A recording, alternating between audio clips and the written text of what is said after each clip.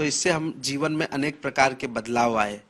और आज जब एक बाल रूप में राघव सरकार अपने एक पूर्ण विग्रह के रूप में अपने मुख्य आसन पर जन्मभूमि पर विराजमान हो रहे हैं, तो इस खुशी को मेरे लिए व्यक्त करना शायद असमर्थता होगी, क्योंकि आज भी जब हम उन क्षणों को याद करते हैं तो हमारे साधु संतों के बलिदानों को याद करने के बाद आंख में आंसू आ जाता है कि किन किन परिस्थितियों में निकले और कितने लोगों ने लाठियां खाई, गोलियां खाई।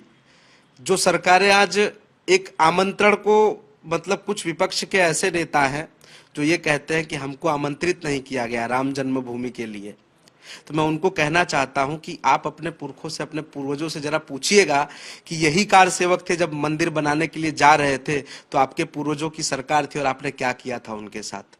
और ऐसी स्थिति होने के बाद आप सोच रहे हैं कि आपको आमंत्रण मिले, तो माननीय चंपत राय जी की अगर इच्छा हो तो वो भले दे दे, या राम जन्मभूमि तीर्थ क्षेत्र की इच्छा हो तो दे दे, परंतु मैं नहीं चाहता कि ऐसे लोग यहाँ पर पधारें या पहुंचे, क्योंकि हमारे यहाँ कहते हैं राम हनुमान चालीसा की एक मुख्य एक चौपाई है, भूत पिशाच निकट नहीं आवे, महावीर जब नाम सुनावे, नासे रोग हरै सब पीरा, जपत निरंतर हनुमत बीरा। तो ये जो भूत पिशाच प्रकार के लोग हैं ना, इन्हें तो राम जन्मभूमि के आजू बाजू में भी नहीं आना चाहिए। और जो वास्तविकता में राम भक्त हैं तो उन्हें किसी भी आमंत्रण का इंतजार नहीं करना चाहिए, प्रतीक्षा नहीं करनी चाहिए, क्योंकि राम सबके हैं, सबके अंदर हैं। अपने राम को पहचानिए, राम आपको आमंत्रित नहीं कर रहे हैं, आपको उनसे मिलने जाना है तो राम जन्मभूमि का दरवाजा आपके लिए अपने सुनिश्चित समय के अनुरूप खुला हुआ है। जिस प्रकार से लाखों भक्त, करोड़ों भक्त दर्शन करेंगे, आप भी पधारिए, आपके भी दर्शन की व्यवस्था होगी और उचित होगी और समुचित होगी। बिल्कुल उचित होगी। आखिरी सवाल मेरा आपसे, क्योंकि मेहमानों के आने का सिलसिला शुरू होने वाला है 22 को, हालांकि वहां पर कम ही लोग होंगे, कुछ लिमिटेड लोगों को ही बुलाया जाएगा, लेकिन अब धीरे धीरे मेहमान वहां पहुंच रहे हैं। खुद जगत गुरु भद्राचार्य भी वहां होने वाले हैं। कब से मेहमानों के आने का जो ये सिलसिला है वो शुरू होगा? मुख्य रूप से परम पूज्य प्रातः स्मरणीय पूज्यपाद जगत गुरु जी के 75वें जन्मोत्सव का कार्यक्रम भी इसी राम जन्मभूमि प्राण प्रतिष्ठा महोत्सव के बीचों बीच हो रहा है। 14 जनवरी से लेकर के 22 जनवरी के बीच परम पूज्य जगत गुरु जी का 75वां अमृत महोत्सव मनाया जा रहा है। और जगत गुरु जी ही एक ऐसे संत हैं कि जब कोर्ट में 441 साक्ष्यों को रख करके इस राम मंदिर के निर्णय को परिवर्तित किया था और कोर्ट ने फिर राम मंदिर के केस को जिताया था। पूज्य जगत गुरु जी का 75वां जन्मोत्सव है और इसके साथ 1.25 करोड़ राम नाम की आहुतियां दी जाएंगी 1000 कुंडों के माध्यम से। और इसमें यजमान के रूप में देश के अनेक राज्य, अनेक प्रांतों के लोग सम्मिलित होंगे। और यह सिलसिला जो है, यह जो विषय है मेहमानों के आने का, यह 12 तारीख से चालू होगा और विशेष रूप से 14 तारीख को वहां हजारों लोग पूज्यपाद जगत गुरु जी का जन्मोत्सव मनाएंगे।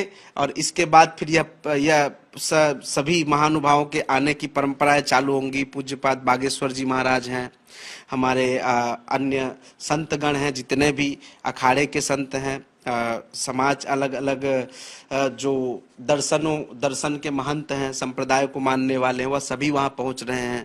फिल्म जगत से काफी हस्तियां आ रही हैं, राजनीतिक क्षेत्र के लोग आ रहे हैं।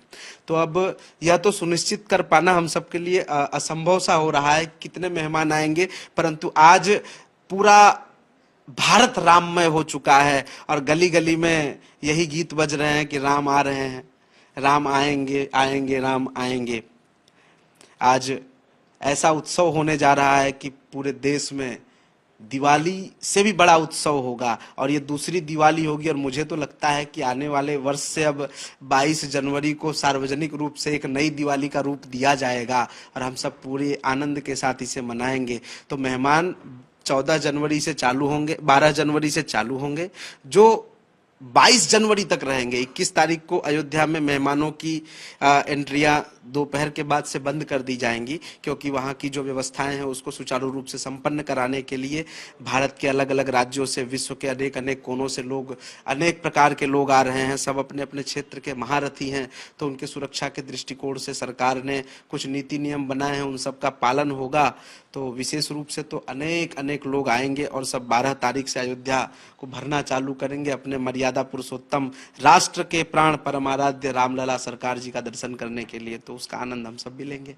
बिल्कुल, बहुत बहुत शुक्रिया हमसे बातचीत करने के लिए। तो यही वो गिफ्ट कहूंगी मैं इसे, या फिर ऐतिहासिक धरोहर भी कह सकते हैं, जो मेहमान पहुंचेंगे, 11,000 से ज़्यादा मेहमानों को ये दिया जाएगा, जिससे वो राम मंदिर की यादों को हमेशा सहेज कर रख पाए और ये समझ पाए कि राम मंदिर जो अब बनकर तैयार हुआ है उसके लिए एक लंबा संघर्ष और एक लंबा इंतजार भी किया गया है। वीडियो जर्नलिस्ट अभिषेक सिंह के साथ नीतू झा, आज तक, दिल्ली।